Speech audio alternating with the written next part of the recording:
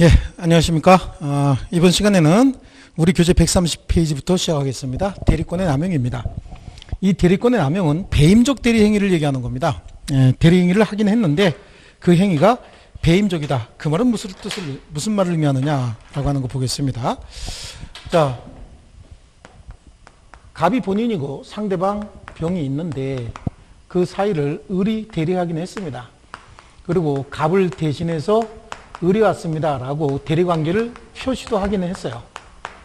그런데 이렇게 표시했다 그 말의 의미는 이로 인해서 생기는 이익이 됐든 손해가 됐든 모두 다 갑에게 갖다 주겠다라고 표시를 했는데 을의 의도는 의사는 갑에게 갖다 줄 의사가 아닙니다. 횡령이나 자기 자신을 위해서 횡령을 한다든지 아니면 기타 용도로 친구에게 빌려준다든지 이런 용도로 쓰고자 하는 그런 계획이 있었던 거죠. 이게 이제 대리권의 남용, 배임적 대리행위다 이렇게 얘기를 합니다. 이러한 배임적 대리행위, 의사와 표시가 일치하지 않은 거였죠. 이거 우리 107조에서 공부할 때 대리권 남용에 107조를 준용한다라고 얘기했잖아요. 우리 민법 제107조 비진의 표시는 뭐라고 얘기하고 있냐면 표의자가 의사 표시 불일치를 알고 한 것이라도 표시한 대로 효력이 있다요.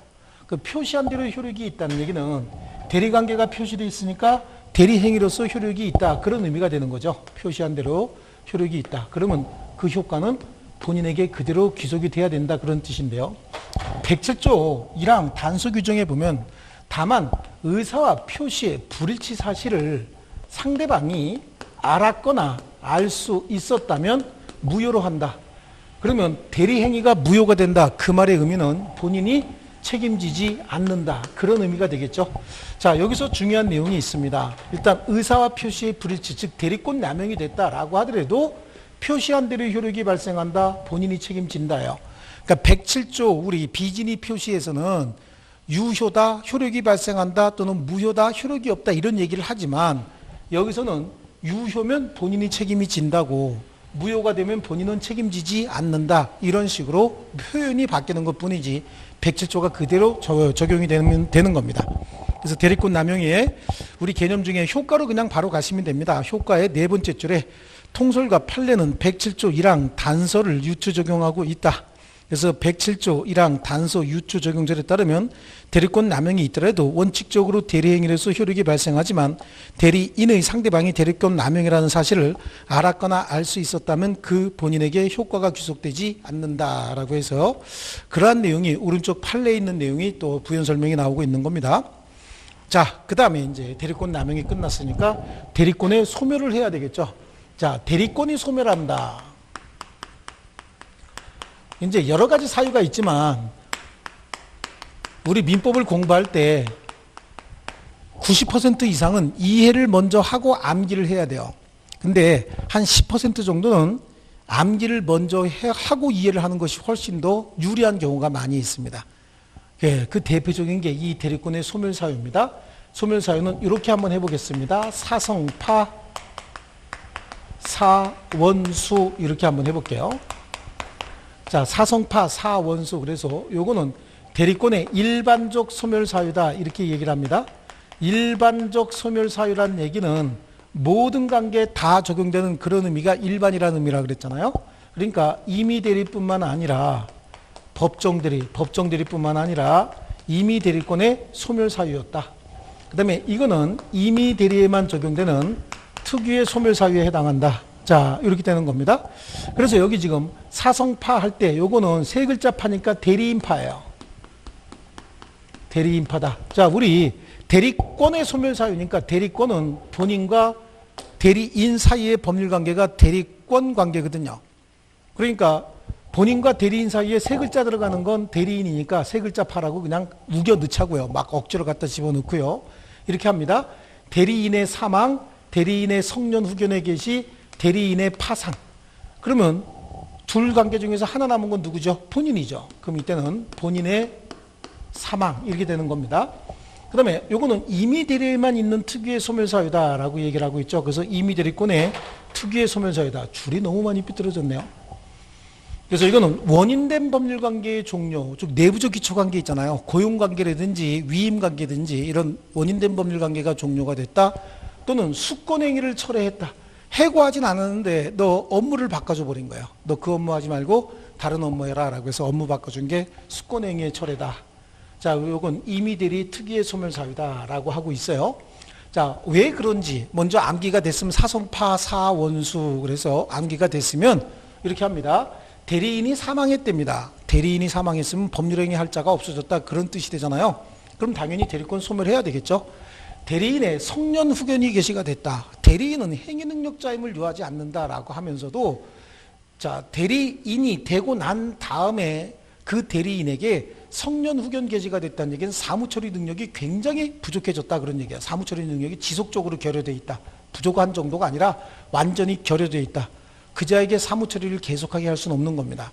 자, 여기 잘 이해하셔야 될 게, 처음부터 피성년 후견인을 대리인으로 삼은 경우에는 그자에게 중요한 업무를 맡기진 않았을 거예요.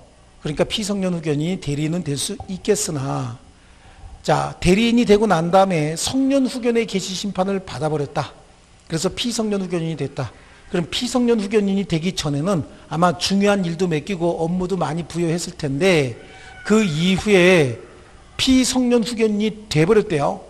그럼 기존에 하던 중요한 일들을 처리하지 못하는 상황이 됐기 때문에 그때는 대리권을 소멸시키겠다, 그런 뜻이고요.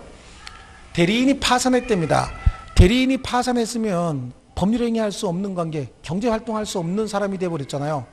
그 사람이 본인의 재산을 가지고 법률행위를 한다라고 하는 건 이건 어불성설이죠. 어폐가 있는 겁니다. 그래서 그때도 대리권을 소멸시킬 것이다 라고 하는 거고, 본인이 사망해버렸답니다. 그럼 본인이 사망했으면 법률관계 해봐야 그 법률효과 귀속되는 자가 없어져 버렸잖아요. 그리고 본인을 중심으로 한 모든 법률관계는 싹 다 소멸해버리는 겁니다. 그래서 이 경우에는 임의대리권과 법정대리권의 공통된 소멸원인, 한마디로 대리권의 일반적 소멸원인이다, 이렇게 얘기를 하는 거고요. 원인된 법률관계는 임의대리에만 있죠. 내부적 기초관계, 고용관계, 위임관계 이런 거 얘기하는 게 도급관계. 그 다음에 수권행위 철회했다라고 하는 건 업무 바꿔줘 버렸다, 아까도 말씀드렸죠. 자, 이렇게 하고요. 여기서 이제 시험에 나와서 여러분들을 괴롭힐 수 있는 것들이 몇 개가 있어요. 여기 보시면요. 대리인의 사망, 성년 의견의 개시, 파산 중에서 요겁니다. 성년 의견의 개시 대신 들어가는 것이 대리인에 대한 한정 후견의 개시다라고 하는 거죠. 피한정 후견인 대리인 될 수 있어요. 사무처리 능력이 부족할 뿐입니다. 그래서 사무처리 능력이 부족하다라고 해서 기존에 있던 사무처리 능력이 많이 떨어진 건 아니기 때문에 이때는 대리권의 소멸사유로 보지는 않는다라고 하는 거고요. 본인의 사망이 대리권의 소멸사유고, 본인의 성년 후견의 개시, 이거 대리권의 소멸사유 아닙니다. 본인의 한정 후견의 개시 대리권의 소멸사유 아니고요. 그 다음에 원인된 법률관계의 종료, 수권행위의 철회는 임의대리권 특유의 소멸사유지, 이거는 법정대리권의 소멸사유는 아니다 라고 하는 거죠. 그래서 여기서 시험에 나오는 패턴은 딱 이렇게 정해져 있는 겁니다. 이게 대리권의 소멸사유를 암기하는 거 먼저 하나 하고, 그 다음에 요거죠. 대리인에 대한 한정후견 개시 또는 본인에 대한 성년 또는 한정후견의 개시, 이거는 대리권의 소멸사유가 아니다라고 하는 거하고, 원인된 법률관계의 종료, 수권행위의 철회는 법정대리권의 소멸사유가 아니다. 그 말은 대리권의 일반적 소멸사유가 아니고 임의대리의 소멸사유에 해당한다라고 하는 거, 요거 하나. 그래서 세 가지 유형으로 시험에 나올 겁니다. 자, 그래 거기 131페이지부터 시작하는 공통된 소멸원인, 이걸 일반적 소멸원인이라고도 얘기하고요. 나머지는 설명은 칠판에 있는 걸로 하시면 충분합니다. 그냥 단순한 암기가 훨씬 더 쉬울 수 있습니다. 133페이지에 그 문제가 하나 있죠. 대리에 관한 설명 틀린 건데요. 대리인이 파산 선고를 받아도 그의 대리권은 소멸하지 않는다. 바로 답이 서 있죠. 대리인의 파산. 답은 이렇게 나올 거니까 이거 단순한 암기가 훨씬 더 쉬울 수 있어요. 왜 그런지는 이미 설명이 되어 있습니다. 책에 있는 내용 가지고 별도로 보실 필요 없고, 사성파, 사원소 이거 한 5번만 해보시면 그냥 암기가 될 겁니다. 이번에 대리인이 여러 명일 경우에는 원칙적으로 각자가 대리야. 그렇죠? 수인의 대리인은 각자가 단독 대리가 원칙이죠. 그 다음에 대리인은 본인의 허락이 있으면 당사자 쌍방을 대리할 수 있다. 그렇습니다. 본인의 허락이 있거나 아니면 단순한 채무 이행은 자기 계약이나 쌍방 대리도 가능한 것이고요. 대리인의 대리권 남용을 상대방이 알았거나 알 수 있었을 경우에 대리행위는 본인에게 효력이 없다. 그렇죠? 이게 상대방이 알았거나 알 수 있었으면 무효가 되니까 본인이 책임지지 않는다. 본인에게 효력이 없다. 그런 얘기고요. 매매계약을 체결할 대리권을 수여받은 대리인은 특별한 사정이 없는 한 중도금이나 잔금을 수령할 권한도 있다. 중도금이나 잔금 수령할 권한. 그래서 능동대리권이 있으면 수동대리권이 있기 때문에 중도금이나 잔금을 수령할 권한도 있고, 잔금을 받을 때는 소유권 이전 등기 해줘야 되거든요. 그래서 소유권 이전 등기도 해줄 권한이 있다라고 하는 겁니다. 자, 이렇게 해서 대리권이 끝났고요. 그 다음에 이제 대리행위입니다. 대리행위라고 하는 거는요, 대리인과 상대방 사이의 법률 관계를 대리행위 관계다, 이렇게 얘기를 합니다. 그래서 을이 있고요. 둘 사이에 대리행위가 있었다. 그렇다는 얘기는 갑을 대신해서 을이 왔습니다라고 표시했다, 그런 얘기입니다. 자, 이 법률 행위는요, 계약이 됐든 단독행위가 됐든 의사결정도 대리인이 의사결정합니다. 결정된 의사를 표시하는 것도 대리인이 표시하는 거예요. 의사결정, 의사표시를 모두 다 대리인이 하는데 왜 법률 효과가 갑에게 귀속이 되느냐? 대리인은 자기 개인을 위한 행위도 굉장히 많이 할 겁니다. 자기 개인을 위한 행위와 본인을 위한 행위를 구분을 해줘야 됩니다. 대리인 스스로를 위한 행위는 자기 이름만 쓰면 되지만 본인에게 법률 효과가 귀속돼야 되는 행위는 이렇게 본인의 이름을 써야 되는데, 이걸 뭐라고 얘기합니까? 이걸 현명이라고 합니다. 현명. 이름을 밝힌다라고 하는 의미의 현명이 있는데, 이 현명은 불료식 행위다라고 얘기를 합니다. 형식과 절차 같은 거 필요 없는 불료식 행위예요. 자, 불료식 행위다. 그 말의 의미는 어떻게 됐든 갑의 이름만 표시해서 갑을 위한 행위입니다 라고 하는 정도만 알려주면 된다는 뜻이거든요. 이 현명은 가장 기본적으로 하는 현명이 갑을 대신해서 을이 왔습니다 라고 하는 거 있죠. 이렇게 표시하는 겁니다. 이거는 완벽한 현명으로서 여기서 생기는 이익이 됐든 여기서 생기는 손해가 됐든 모두 다 갑에게 귀속시키겠습니다 라고 표시한 거예요. 자, 그런데 이렇게 갑의 이름만 사용을 했다. 이것도 현명으로 볼 수는 있어요. 어차피 법률 관계는 을이 하지만 법률 효과는 갑에게 귀속시킬 겁니다 라고 표시한 거기 때문에 상대방이 동의합니다. 좋았어, 그럼 갑 거 라고만 표시해도 법률 효과는 발생하는 겁니다. 이것도 대리행위로 인정이 되는 겁니다. 이것도 대리행위로 인정이 되는 거고요. 둘 다 대리행위로 인정이 됩니다. 자, 그런데 혹시 이거와 관련돼서 예외가 있습니다. 예외가 대리인이 대리행위를 하면서 본인 행세를 합니다. 자기 이름을 쓴 것이 아니고 갑의 이름만 써버린 거예요. 갑의 이름만 이렇게 쓰고 법률행위 하면서 내가 갑입니다 이렇게 얘기를 한 겁니다. 그러니까 이걸 행세를 했다라고 얘기하죠. 대리인이 본인의 이름만 쓰고 법률행위 하면서 본인 행세를 했고, 행세는 뭐죠? 척했다 그런 얘기죠. 거기에 상대방도 대리인을 본인이라 믿었다. 그럼 이 법률행위는 을이 책임져야 된다. 을 자신을 위한 행위를 보겠다. 자, 이게 어떤 관계에서 발생하는 거냐면 갑 소유의 부동산을 을이 팔러 갑니다. 이 부동산은 3억짜리 부동산인데 을은 또 자기 소유의 부동산을 하나 가지고 있습니다. 요거는 최소 5억 이상 나가는 부동산을 가지고 있는데 을이 가갖고 내 집 팔러 왔습니다. 내 거라고 얘기를 합니다. 그래서 이름은 갑의 이름을 쓴 거죠. 그러니까 상대방 병이 을의 이름이 을인지 갑인지 그거는 몰라요. 하지만 을이 여기서 살고 있다는 건 알고 있는 거예요. 병이. 그러니까 병이 물어보죠. 아, 을 사장님인지 갑 사장님인지 모르죠. 모르니까 아, 갑 사장님, 얘를 갑이라고 부르는 거죠. 갑 사장님, 사장님 집 파는 겁니까? 라고 얘기했더니 을이 그래요, 내 집이라니까 라고 얘기했다는 거죠. 그래서 병이 샀다. 그러니까 병은 지금 어떤 걸 쳐다보고 있냐면 이걸 쳐다보고 있으면서 왜 이렇게 3억에 싸게 내놨을까? 뭔가 사정이 있나 보다 라고 생각을 하고 있었을 거란 말이죠. 네, 그렇기 때문에 갑의 이름만 썼어도 대리효과는 발생합니다. 이걸 보통 전에 많이 쓰는 말로 서명대리라고도 하거든요. 이것도 대리효과는 발생하지만 예외적으로 대리인이 본인 행세를 했고 상대방도 대리인을 본인이라 믿었다 라고 하면 그때는 을 자신이 이 법률행위에 대해서 책임을 져야 된다. 즉 이거 주고 자기는 이거 받아와야 된다 그런 얘기입니다. 손해가 생길 수도 있다 라고 하는 거고요. 현명 중에서 갑의 이름을 쓰지 않고 을의 이름만 썼을 때, 이 을의 이름만 쓴 경우에는 이때는 이건 현명으로 보지 않고 을 자신을 위한 행위로 봐야 돼요. 대리인 자신을 위한 행위입니다. 그런데 대리인은 자기 개인적인 일을 할 때는 전부 을 이름만 썼을 거예요. 근데 이 행위는 사실은 자기 개인적인 행위가 아니라 갑을 위한 행위를 하려고 하다가 보니까 어떻게 해서 지 이름만 쓰고 말았던 거지 사실은 갑의 이름을 쓸 의사는 있었습니다. 그러니까 얘는 착오를 주장해서 나는 원래 대리행위 하려고 그랬는데 어떻게 하다 보니까 내 이름만 썼습니다 라고 해서 착오를 주장해서 취소할 수 없다는 겁니다. 만약에 착오를 주장해서 취소할 수 있다라고 한다면 진짜 을이 자기 자신을 위한 행위를 하다가 자기에게 손해가 생기면 대리행위 하려고 그랬는데 내가 착각으로 내 이름만 썼습니다 라고 해서 여기다가 나쁘게 악용을 할 가능성이 있어요. 그래서 거래 안전을 위해서 착오 주장해서 취소할 수 없다. 그래서 이건 대리행위가 아니라 이건 전부 대리행위는 동그라미로 표시한 겁니다. 대리행위가 아니라 을 자신을 위한 행위로 본다라고 얘기를 합니다. 다만 이 경우에도 대리행위로 인정되는 경우가 있어요. 어떤 경우냐? 상대방이 대리인의 행위임을 알았거나 알 수 있었을 때 그럼 상대방이 알았거나 알 수 있었다라고 하는 건 뭘 제시했다는 얘기죠? 위임장을 제시했다라고 하는 거예요. 자, 이 경우인데 반드시 위임장으로 나오니까 요거 하나만 아시면 돼요. 매매계약서에 갑을 대신해서 물건을 팔러 온 을이 이렇게 갑을 대신해서 을이 왔습니다라고 매도인란에 도장을 이렇게 찍으면 좋겠는데 이렇게 쓴 게 아니고 지 이름만 썼다는 거죠. 그러면 요게 없었다고 한다면 을 자신의 물건을 팔러 온 것이다 그런 의미가 돼버리거든요.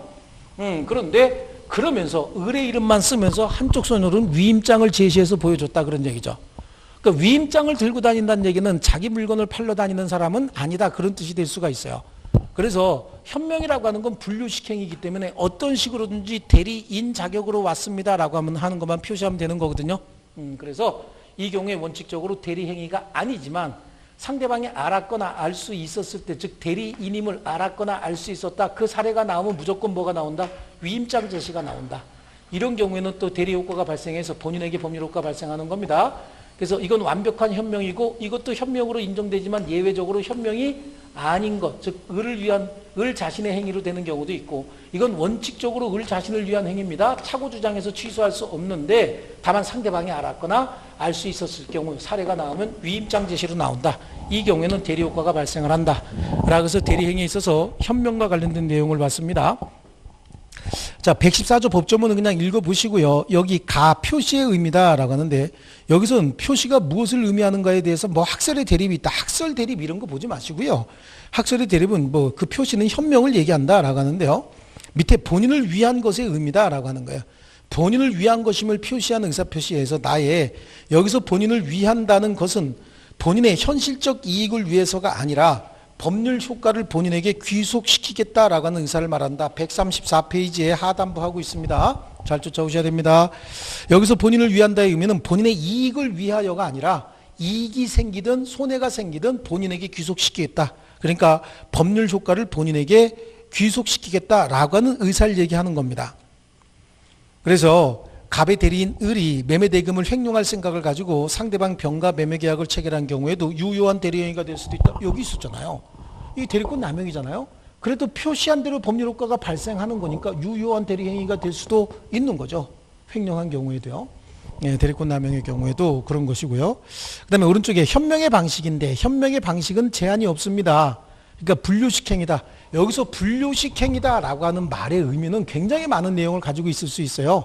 명시적으로 해도 되고 묵시적으로 해도 되고 구두로 해도 되고 서면으로 해도 되고 재판상 재판에 다 가능하다. 어떤 형태든지 형식을 가리지 않는다. 즉 상대방에게 어떤 방법이 됐든 알리기만 하면 된다. 이걸 분류식행위다. 그래서 대체로 현명은 갑의 대리인 을의 형식으로 하지만 반드시 그러한 것은 아니고 본인의 이름이 구체적으로 명시되지 않더라도 주의사정으로 본인이 누구인가를 알 수 있으면 된다라고 하는 겁니다. 그에 대한 사례는 밑에 위임장을 제시하였으나 또 판례는 거기요. 대리관계 표시 없이 매매계약을 체결한 경우에 매매위임장을 제시하고 매매계약을 체결하는 자는 특단의 사정이 없는 한 소유자를 대리하여 매매하는 것이라고 보아야 하고 매매계약서에 대리관계 없이 자신의 이름만 기재했다고 해서 그것만으로 자신이 매도인으로서 타인물을 매매한 것이라고 볼 수는 없다라고 얘기하고 있어요. 그러니까 여기 원래는 갑 대 을 이렇게 쓰고 갑의 이름만 쓴 경우에도 이게 지금 갑의 이름만 서명 대리는 지금 아직 안 나왔는데 거기 안 나왔는데 이것도 알고 계셔야 됩니다. 갑의 이름만 즉 본인의 이름만 사용한 현명이다. 자, 과거에는 이걸 서명 대리다 이런 식으로 얘기를 했는데 최근에는 이걸 뭐라고 얘기하냐면 본인의 이름을 사용한 현명이다 이렇게 얘기를 합니다. 본인의 이름을 사용한 현명이다 이런 식으로 얘기를 하죠. 줄여서 이걸 서명대리라고도 얘기하는 겁니다. 이것도 대리효과 발생하는데 예외적으로 발생하지 않는 경우가 있다라고 하는 것까지 같이 알아두셔야 됩니다. 책에는 빠져 있죠. 자, 그 다음에 밑에 현명의 예외입니다. 현명의 예외는 상행이에요. 상행이. 상행위를 한다는 얘기는 상점에 진열되어 있는 물건을 팔고 산다. 상점에 진열되어 있는 물건 그 자체는 이미 그 주인이 팔겠다라고 외부에 공시해 놓은 물건입니다. 이미 현명이 돼 있다고 보는 거예요. 그 파는데 주인이 직접 팔 수도 있고 점원을 시켜서 자기를 대리해서 다른 사람으로 하여금 팔게 할 수도 있는 겁니다. 이미 현명이 돼 있다고 봐서 추가적인 현명은 필요가 없습니다. 그렇죠. 여기 지금 뭐 밖에 있는 편의점에 있는 물건 하나 사러 가는데 거기 있는 물건을 파는 사람이 사장이냐 아니면 점원이냐 이거 우리가 알 필요 없습니다. 이미 공시가 돼 있죠. 내가 원하는 물건을 내가 원하는 가격에 살 수 있느냐 없느냐 이것만 확인하면 되는 겁니다. 그래서 상행위에는 현명주의가 적용되지 않는다라고 하는 거고, 자, 이 수동대리는 현명주의의 예외가 아닙니다. 수동대리에도 현명은 적용이 됩니다. 현명주의의 예외는 상행위 하나밖에 없습니다. 수동대리는 상대방이 현명하는 거예요. 상대방 쪽에서 본인의 의사임을 표시해야 된다 이렇게 돼 있잖아요. 그러니까 이거는 현명의 예외가 아닙니다. 예를 들어서요, 상대방이 을이 병에게 갑의 물건 팔러 온 을입니다 라고 해서 자기가 대리관계를 표시했고, 상대방도 을에게 뭐 줄 때 야 갑의 대리인 을 이거 받아라 라고 주는 거예요. 그런 것이지 그냥 을 그러고 주면 안 된다는 뜻입니다. 그래서 이거는 현명을 해야 된다는 얘기입니다. 그래서 수동대리는 상대방이 현명을 하는 것이지 현명의 예외가 아닙니다. 자, 구분 잘 하시길 바라겠습니다. 그 다음에 현명하지 아니한 행위의 효력입니다. 현명하지 않은 행위의 효력은 요거 얘기하는 거죠. 을 이름만 쓴 거 얘기하는 거예요. 그래서 대리인이 본인을 위한 것임을 표시하지 아니한 때 그 의사표시는 자기를 위한 것으로 본다. 그러나 상대방이 대리인으로 한 것임을 알았거나 알 수 있었을 때는 전조 이란 규정을 준용한다. 알았거나 알 수 있었다가 위에 있는 판례입니다. 위에 있는 판례가 사실은 밑으로 내려가야 되는데 이미 나와 있는 거죠. 예, 그 위임장 제시 얘기하는 겁니다. 상대방이 알았거나 알 수 있었다 사례가 나오면 무조건 위임장 제시가 나옵니다. 자, 그 다음에 넘겨보시겠습니다. 대리인의 능력이 나오겠죠. 대리인은 행위 능력자임을 요하지 않는다. 즉 제한 능력자도 대리인은 될 수 있다. 그러니까 제한 능력자, 미성년자, 피성년 후견인, 피한종 후견인 다 대리인 될 수 있다. 하지만 정상인이 대리인이 되고 난 다음에 성년 후견의 개시 심판을 받게 되면 그 대리권이 소멸한다라고 하는 설명은 잘 기억하고 계셔야 됩니다. 그렇지만 대리인이 행위 능력자는 아닐지라도 의사 능력은 있어야 됩니다. 의사결정 다 누가 하지요? 대리인이 의사결정하기 때문에 의사 능력은 반드시 있어야 된다. 그래서 의사 무능력자의 법률행위는 절대적으로 무효입니다. 그래서 대리인의 행위 능력의 세 번째 줄에 있는 대리인이 효과 의사는 결정해야 되므로 의사 능력은 반드시 해야 된다라고 하는 거고, 117조 대리인은 행위 능력자임을 요하지 않는다라고 하는데요. 그런데 117조는 임의 대리뿐만 아니라 법정 대리에도 그 적용이 있다라고 하는데 그건 틀렸습니다. 법정 대리에는 적용되지 않습니다. 자, 이거는 우리 교수님이, 책을 쓰신 교수님이 잠깐 다른 견해를 가지고 계신 것 같은데요. 자, 법정 대리라고 하는 거는 이자가 제한 능력자예요. 의사결정 능력이나 기타 능력이 부족해서 그 사적 자치 능력을 보충하라고 법정 대리인을 두는데, 여기도 제한 능력자면 여기에 법정 대리인이 또 있어야 되잖아요. 그럼 여기도 만약에 제한 능력자다 그럼 법정 대리인이 계속 있어야 되기 때문에 이 사람의 의사결정 능력, 즉 사적 자치 능력이 부족한 걸 보충해 주는 사람이 또 똑같은 제한 능력자다. 그럼 이건 있을 수가 없습니다. 그래서 XP 하면 되죠. 법정 대리인은 행위 능력자임을 요하지 않는다라고 하는 건 임의 대리에만 적용하지 법정 대리에는 적용이 없습니다. 그 밑에 민법은 본인의 이익을 보호하기 위해서 제한 능력자가 법정 대리인이 되는 것을 금지하는 규정을 두고 있음을 주의해야 된다. 그 말이 무슨 소리예요? 그러니까 임의 대리에만 적용되지 법정 대리에는 적용이 없다라고 하는 게 다수설입니다. 아직 판례는 나오지 않아서 시험에는 거론되지 않겠지만 이 지문은 명백히 틀린 저 문장은 명백히 틀린 문장입니다. 법정 대리에도 적용이 있다라고 하는 건 아닙니다. 법정 대리에는 적용되지 않습니다. 판례는 아니고 학자들의 주장이 그렇다라고 하는 거고요. 대리행위의 하자 한번 보시죠. 대리행위의 하자. 그러니까 대리행위를 할 때 하자가 발생한다라고 하는 건 뭘 의미하느냐. 자, 대리인이 법률행위 할 때 요거 다시 한번 그려보겠습니다. 여기 있는 내용이요. 자, 대리관계에 있어서는 의사결정, 의사표시를 다 대리인이 한다는 걸 잘 기억하고 계셔야 됩니다. 자, 갑을 대신해서 을이 병과 법률행위를 합니다. 법률행위 할 때 의사결정도 대리인이 하고 그에 따른 표시도 대리인이 하는 겁니다. 자, 이렇게 의사결정, 의사표시 할 때 사기나 강박을 당했답니다. 사기나 강박을 당해서 잘못된 의사결정을 했다. 누굴 기준으로 봐야 되느냐? 의사결정 을이 했으니까 을 기준으로 봐야 되죠. 또 의사와 표시가 일치하지 않는다. 의사 표시에 하자가 있다 그런 얘기잖아요. 의사의 흠결이 있었다. 그럼 이것도 결국은 의사결정, 의사표시 다 대리인이 하는 거죠. 이거 다 대리인 기준으로 봐야 되는 거예요. 그래서 의사표시의 불일치는 비진의 표시, 통종의 표시, 착오에 의한 의사표시, 사기, 강박, 비통, 착사강 다 나왔네요. 또 어떤 사정을 알았거나 악의 또는 과실로 인하여 알지 못한 것으로 법률 효과가 영향을 받는다. 이거는 다 의사결정하고 의사표시 할 때 필요한 것들이잖아요. 그러니까 이런 문제로 인해서 법률 효과가 영향을 받는다. 그럼 이건 당연히 누구 표준해야 될까요? 이건 대리인 기준으로 해야 되겠죠. 대리인을 표준해서 판단한다. 그 말의 의미는 이 법률행위 할 때 대리인이 사기나 강박을 당해서 겁먹어서 또는 속아서 법률행위했다. 그럼 취소할 수 있다 그런 얘기입니다. 취소할 수 있는 행위가 된다. 대리인이 비진이 표시했는데 상대방이 알았거나 알 수 있었다. 그럼 그것도 무효 주장할 수 있다는 얘기고, 통종의 표시 착오로 했다. 그것도 무효 또는 취소 주장할 수 있다. 근데 그 무효 또는 취소는 본인이 항상 주장하는 거거든요. 그렇습니다. 그래서 항상 대리인을 표준으로 한다라고 하는 게 우리 민법제 116조 제1항이에요. 자, 그런데 116조 제2항에는 뭐라고 되어 있냐면, 자, 의사결정을 전부 본인이 해버린 거야. 본인이 가서 요거 콕 찍어서